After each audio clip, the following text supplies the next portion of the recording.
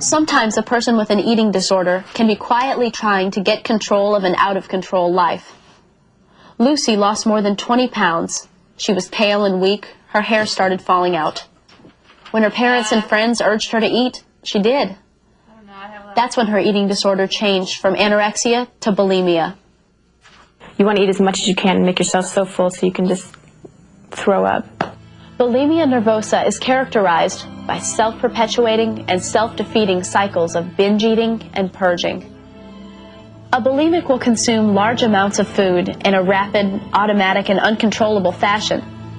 Then they will purge the food, typically by inducing vomiting, excessive exercising, or using laxatives. One of the things about bulimia, at least for me, was the whole privacy of it. And God, I would consume large amounts of food and, go take a shower or go upstairs. And, because for 4 or 5 months, my mom had no idea. She was happy I was eating more. She didn't put two and two together. Today, Lucy is in counseling. She says getting help was the turning point in her battle against bulimia. But she says you have to watch out for the warning signs. So, if you feel yourself falling into, to being anorexic, you're watching what you eat, you're exercising always, or, you just throw up or whatever, just get help or stop it now, and do it for yourself. Have enough respect and love for yourself not to fall into it, because it's terrible. It's terrible. While most people with eating disorders are female, they do not only affect adolescent girls. Brad doesn't know if he'll ever really escape from the grip of his eating disorder, bulimia nervosa. I would love to say that it was gone, and, my attitude and my eating habits were normal, but it's been such a part of me, since I was a little kid, that I almost don't see it happen, that it's going to be gone. I think it's something I'm going to have to struggle with all the time, and there'll be periods where I'm better able to control it than others. A bodybuilder and diabetic, Brad says that body image has always been important to him. Bulimics may look healthier than anorexics, but their eating disorder can deprive their body of essential vitamins and can sometimes lead to death in severe cases. Today, Brad says his life seems to be controlled by constant thoughts about food. In public, I have a tough time eating with people, going and grabbing lunch or a sandwich. Very uncomfortable being around people when I eat. And if I do go out and eat around people, I only eat healthy stuff. I would never get a dessert or get something that's really fattening. Just the thought of it just kind of, repulses me. And the funny thing is, I could go out to dinner, eat something very healthy, leave my friends and say goodbye, and then stop at a store and pick up all this junk food and go binge my apartment on all that. Dr. Randall Flannery is with the Eating Disorders program at St. Louis University.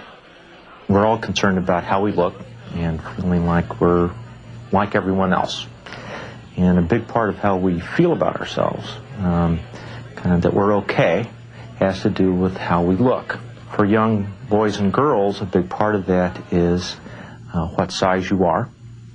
And both boys and girls are very concerned about this. And during adolescence, the fears, the concerns about this escalate and intensify for both boys and girls, but in a little bit different directions. For boys, they get worried because they're not big enough. They want to be muscular, they want to look masculine. And for young girls, their fear is that they're going to be too big, that they're going to have too much weight, that they're going to be too large and therefore not feminine. Often, a bulimic will become obsessive about exercise, the way Brad did. Well, it's a ongoing thing. You're intelligent and you know what you're doing is wrong, or the health consequences of different things.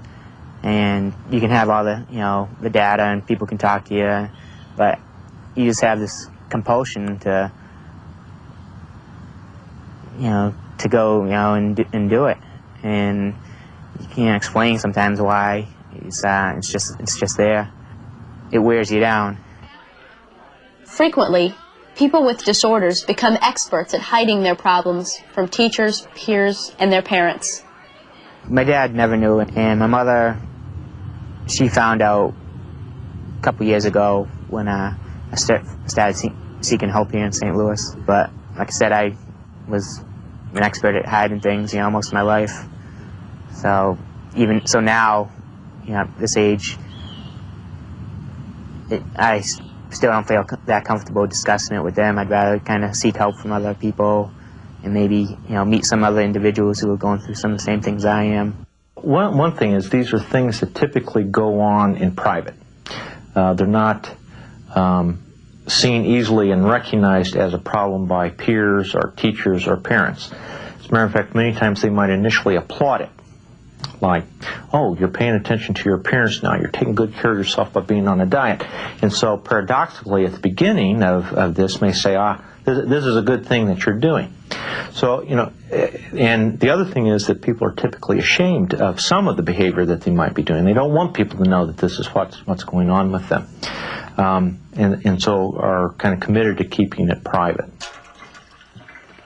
For Brad, recovery began when he finally admitted that he had a problem. Even when you're making all these plans, maybe how you would, better control your eating habits, it's like the other side of you is looking for loopholes to get around those, and it's very tough to do it yourself. Today, doctors are seeing more and more male patients. Sometimes Adrienne felt as if no one really understood her. Like Brad and Kathy, Adrienne has felt alone, depressed, and in the total grasp of her own eating disorder. It's just so hard because, it feels like everyone's against you and everyone's just like, get better, and why, a lot of people will yell at you, like your family or your friends, just because they say they're concerned or cared, and sometimes you just feel so alone and you just feel so isolated and you just feel really empty inside, like, really what reason is there for me to eat? Or, I think a lot of it's when you're depressed and you feel lonely or you feel like, people don't care about you, maybe that's where it all comes in, is when you're feeling that emptiness and you feel like no one really understands you. I think that's the heart of it. You feel like no one understands what you're going through. You just feel really alone. Since she was a good student, popular and athletic, Adrienne says, at first, many of her friends couldn't understand her problem. Well, when I first started out, I started out just, eating about 2 meals a day, 2 healthy meals a day, and running about 5 to 6 miles every day. And then the food kind of started tapering off, and then the exercise was still there, and then I just stopped eating altogether. But then after I was out of the hospital the first time, I kind of started behavior with, after the anorexia, it kind of turned into anorexia bulimia, because then I'd stop eating, but then I'd eat and take diet pills, and then I'd eat and take, laxatives. So it started out just as starvation, and then it kind of built into bulimia too.